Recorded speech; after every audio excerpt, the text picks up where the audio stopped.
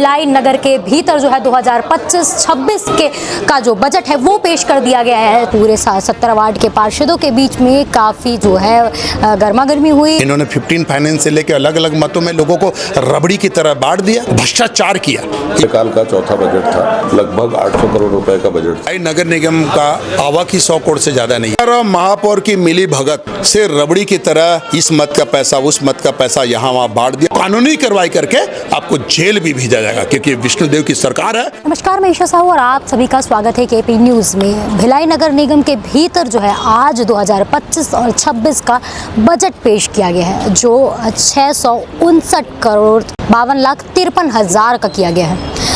ये जो बजट है वो अनुमानित तौर पर किया गया है पेश, लेकिन इस पे पूरी आज जो है आम सभा की बैठक रखी गई थी और आम सभा के बैठक के बीच में दोनों पक्षों में पूरे 17 वार्ड के पार्षदों के बीच में काफ़ी जो है गर्मा गर्मी हुई, हल्ला गुल्ला भी हुआ और उसी बीच में जो है आज इस बजट को पास कर दिया गया है। इस वक्त हमारे साथ में दया सिंह उप नेता प्रतिपक्ष हमारे साथ में मौजूद है। उनसे हम बातचीत करेंगे और जानेंगे कि किस प्रकार का बजट इस बार का था और क्या लगता है जिस प्रकार का बजट इस बार पेश किया गया है, क्या कुछ इस पूरे बजट में होगा। नमस्कार, मैं ईशा साहू और आप सभी का स्वागत है केपी न्यूज में। और भिलाई नगर के भीतर जो है 2025-26 के का जो बजट है वो पेश कर दिया गया है। 600 करोड़ का ये पूरा बजट है, जिसको लेकर आज जो है आम सभा की बैठक की गई थी, जिसमें काफी विपक्ष और पक्ष के बीच में जो है बातचीत हुई, हंगामा हुआ। उसके बाद में जो है अब इस बजट को जो है आगे पास कर दिया गया है। लेकिन इस बीच में हमारे साथ में दया सिंह मौजूद है, जो उप नेता प्रतिपक्ष भी हैं और एक वार्ड के पार्षद भी हैं। आज जो है ये बजट पेश किया गया, किस प्रकार का ये बजट था और मुद्दे किस प्रकार से जो है आज इस जगह पर उठाए गए। और एक मुद्दा जो है आपके द्वारा उठाया गया था कि जिस जगह का पैसा है उसी जगह पर वो खर्च होना चाहिए, मतलब घोटाले की बात या इसकी बातें जो है आपके द्वारा कही गई थी। तो क्या कुछ आप सोचते हैं इस मामले पर? देखिए, सर्वप्रथम तो ये बजट, क्योंकि भिलाई नगर निगम का आवक ही 100 करोड़ से ज़्यादा नहीं है, अंदर है, और सैकड़ों करोड़ का बजट, काल्पनिक बजट इन्होंने पेश किया।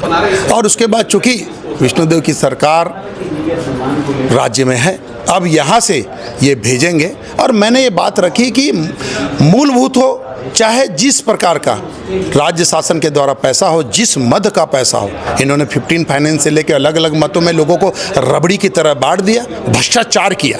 इस बात को लेकर मैंने रखा संज्ञान में और पॉइंट टू इनको नोट करवाया मैं कि जिस मद का पैसा आएगा उस मद में ही ये खर्च होगा, वरना आपके पेमेंट से भरपाई की जाएगी, आपके घर को बेच के दिवालिया करके ही वसूला जाएगा और कानूनी कार्रवाई करके आपको जेल भी भेजा जाएगा, क्योंकि विष्णुदेव की सरकार है। भ्रष्टाचार से दूर रह के आपको इस कार्य को करना पड़ेगा और ये मिली भगत और रबड़ी का बेचने का अब बांटने का जो खेल है, इसको बंद करें। लेकिन इस जगह पर लाभ का बजट इसको एक तरफ बताया गया है और वही दूसरी तरफ जो है पार्षद जो है आयुक्त साहब से काफ़ी नज़र जो है मतलब नाराज़ नज़र आए हैं और आप भी उसको जो है इस मामले पर आप भी नाराज़ दिखे हैं, तो उस पर क्या कुछ कहेंगे? देखिए, कमिश्नर और महापौर की मिली भगत से रबड़ी की तरह इस मत का पैसा उस मत का पैसा यहाँ वहाँ बांट दिया। और पहले भी भ्रष्टाचार को लेके हमारी सरकार में मैंने यहाँ 16 बिंदु पे ज्ञापन भी दिया था, जो मैं कल सामान्य सभा पे बात रखूंगा। और चूंकि कमिश्नर और मैंने जोन कमिश्नर को भी सीधे तय पे अधिकारियों को चेतावनी दी है कि ये विष्णुदेव की सरकार है, भ्रष्टाचार करेंगे, यहाँ का पैसा इस मत का पैसा उस मत में डालेंगे या किसी भी प्रकार का लेन देन और जिस तरह की तैयारी आप सब करेंगे और गलत कार्य करेंगे तो आपको भुगतान करने के लिए खड़े रहिए, तैयार रहिए। और इसका पुरजोर विरोध पूरा पार्षद किया और मैंने कमिश्नर साहब से भी साफ तौर पे कह दिया और इसको मैंने पॉइंट टू पॉइंट नोट भी करवाया है कि आप विकास के पैसे पे विकास करिए और स्वयं का विकास नहीं करिए। क्यों? क्योंकि ये राज्य शासन का पैसा है और राज्य शासन देती है, माननीय विष्णुदेव जी देते हैं, माननीय हमारे मंत्री अरुण साहू जी नगर निकाय मंत्री जी देते हैं, तो उस अपेक्षा से देते हैं कि हम अपने क्षेत्र में विकास कर पाए। क्योंकि हमारे क्षेत्र में कोई 4,000, कोई 5,000, कोई 10,000, कोई 13,000 के मतदाताओं से चुनाव लड़ता है अपने वार्ड से। उनकी अपेक्षा होता है, उनका भाव होता है कि वो वहाँ खड़े उतरे जवाब दे पाए, लेकिन पैसा इधर बंदरबाट होने के कारण से वो नहीं कर पाता, जिनके कारण उनको तकलीफें होती है। तो इन सब चीज़ों को लेकर साफ तौर से कह दिया गया है कि जो बजट का पैसा आएगा, जिस मद का आएगा, उस मद में आपको देना पड़ेगा और उस मद से ही विकास होगा, अन्यथा जेल जाने की तैयारी करिए। काफ़ी हंगामों के बीच में कई पार्षद ऐसे थे जिन्होंने बताया कि 70 वार्ड है, लेकिन 70 वार्ड का जो है उल्लेख उस बजट में नहीं किया गया है, जिसके बाद में अभी जो है महापौर के द्वारा बोला गया है कि उसे अभी और ऐड किया जाएगा। तो ये देखिए, महापौर जी अपनी मनमर्जी से आयुक्त के संरक्षक में ये सब कार्य कर रहे हैं और उनके स्वयं के दल के पार्षद असंतुष्ट हैं उनसे, महापौर से, और ये नाकामी उस बजट में नहीं आना, ये नाकामी है महापौर और पूरे एमआईसी और इस कांग्रेस की शहर सरकार पे। तो निश्चित तौर पे लोगों का आक्रोश है और लोग इस पे गुस्से थे ही, और इस बात को रखवा के रखा गया है कि अब उनको एक दिन में आप नोट करें और नोट के साथ में कनेक्टिंग करिए, क्योंकि उसमें बहुमत उनका था तो उन्होंने बजट को पास भी कर दिया, और पास के बाद वो उनकी खुद की लड़ाई से जूझ रहे हैं। हमने तो अपनी बात रखी, क्योंकि हम एक राह पे चलते हैं, सबका साथ, सबका विकास, सबके साथ और सबके प्रयास। तो प्रयास से ही पैसा आएगा, सबका विकास होगा, सबका साथ होगा, और शहर सरकार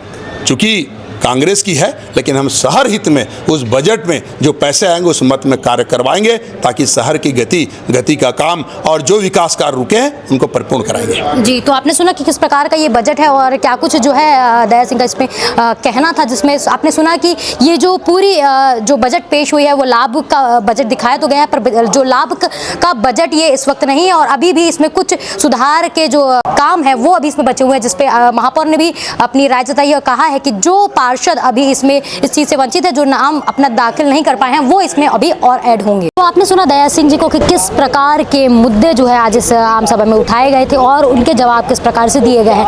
आयुक्त महोदय के ऊपर भी कुछ बहुत अच्छे खासे जो है ताने कसे गए हैं, और साथ ही उसके बाद हम बात करेंगे महापौर नीरजपाल जी से, उनका क्या कुछ कहना है, किस प्रकार का ये बजट है आम जनताओं के लिए। सुनिए आगे बाइट के माध्यम से। जी महापौर जी, आज जो है बजट पेश किया गया है और इसमें आज क्या कुछ था और खास तौर पर आम जनता को कैसे इससे बेनिफिट हो? देखिए, आज इसका 5वें कार्यकाल का चौथा बजट था और लगभग 800 करोड़ रुपए का बजट था, जो इस शहर को विकास की एक नई दिशा देगा, ऐसा अनुमान करके हमने बजट सदन में प्रस्तुत किया था। महापौर परिषद के माध्यम से सदन ने उसको सर्वसम्मति से आज पारित किया। इसमें लोगों का कहना है कि ये जो बजट है, इतना पैसा अभी नगर निगम में नहीं है, उसके बावजूद इस प्रकार से दिखाया जा रहा है, सिर्फ दिखाने के रूप में है, ऐसा विपक्ष है। बिल्कुल ठीक बोल रही हैं आप।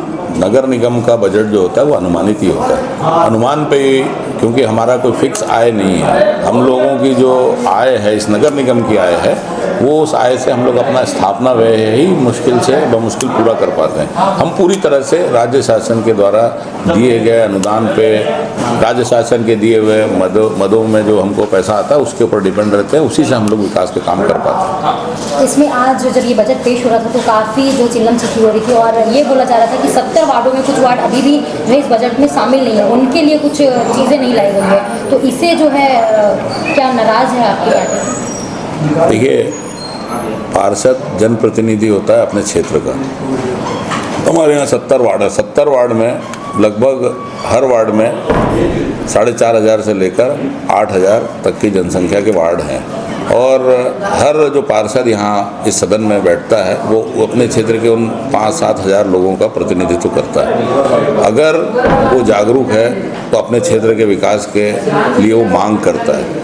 सभी पार्षदों को बजट के पूर्व ये सूचना दी गई थी कि आप अपने अपने क्षेत्र का विकास को लेकर, अपने अपने क्षेत्र में जो काम चाहते हैं उसको लेकर एक अपनी लेटर हेड में, अपने एक पत्र के माध्यम से, चाहे वो महापौर ऑफिस में दें या कमिश्नर के ऑफिस में दें, ताकि उन सब का जो जोड़कर इस बजट पुस्तिका में हम राज्य शासन को भेज पाएँ, क्योंकि हम डिपेंड रहते हैं विकास के लिए राज्य शासन पे। तो राज्य शासन से जिन कामों की स्वीकृति आएगी, जो प्राथमिकता होगी, उनको हम पहले करेंगे। सीएनडी प्लांट की एक बड़ी योजना बना रहे हैं, रोजगार का सृजन भी होगा, किस प्रकार की योजना? सीएनडी प्लांट जो इस शहर का जो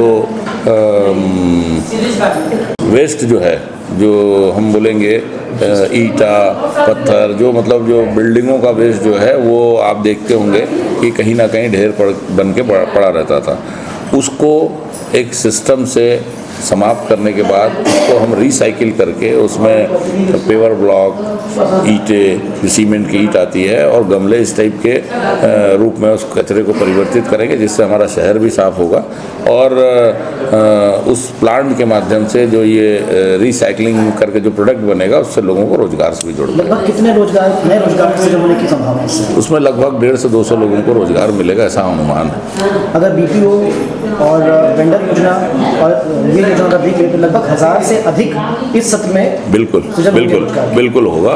हमारा अनुमान है कि 1000 से ज़्यादा युवक युवतियों को इस साल हमने अनुमान लगाया है और अनुमान क्या लगाया हम उसको धरातल पर भी लाएंगे कि हम नए युवक युवती जो रोजगार से जुड़ना चाहते हैं उनके लिए हम रास्ता बनाएंगे, व्यवस्था करेंगे ताकि हम उनको रोजगार से जोड़ पाएं। आपने सुना कि क्या कुछ महापौर नीरज पाल ने इस पूरे बजट को लेकर कहा, जिसमें बताया गया है कि आम अगर जनताओं की मैं बात करूं तो उसमें रोजगार जो है इस बार भिलाई की जनता को, भिलाई नगर निगम की जनताओं को मिलेगा और साथ ही जो है किसी भी प्रकार के वृद्धि जो है टैक्सेस में नहीं किए गए हैं। तो सीधा अगर मैं बेनिफिट अगर इस बजट की बात करूं आम जनताओं के लिए तो ये जो है इस बजट में पेश किया गया है, लेकिन अभी ये पूरी तरीके से अनुमानित है, इसमें और भी संशोधन होने बाकी हैं। लेकिन किस प्रकार से ये जो बजट है अभी इसको जो है वो भिलाई की जनता के उपयोग में लेकर आती है, ये देखने की बात होगी कि क्या इस बार फिर से ये जो बजट है लेकर राज्य सरकार की ओर जो है ये सरकार मुंह देखेगी, ये देखने की बात होगी। इस बजट को कितने सुचारू रूप से आम जनता के लिए लेकर आया जाता है वो देखने की बात होगी, लेकिन तब तक क्या है